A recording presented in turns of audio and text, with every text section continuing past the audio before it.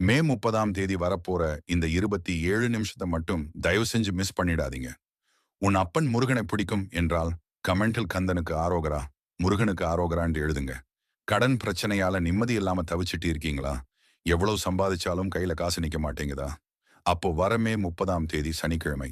அன்னைக்கு மைத்திர முகூர்த்த நேரம் மாலை 5:58 PM இருந்து இரவு 8:17 PM வரைக்கும் இந்த முகூர்த்தம் இருக்கு. இந்த முழு நேரத்திலையும் ரொம்ப ரொம்ப சக்தி வாய்ந்த அந்த மேஜிக்கலான 27 நிமிஷம் எது தெரியுமா? அதுக்கு முன்னாடி நம்ம பேஜை ஃபாலோ பண்ணிக்கோங்க. இந்த மைத்திர முகூர்த்த நேரத்துல உங்க கடனோட ஒரு சின்ன பகுதியை நீங்க திருப்பி கொடுத்தா கூட எவ்வளவு பெரிய கடனா இருந்தாலும் சீக்கிரமே அடைஞ்சிடும்.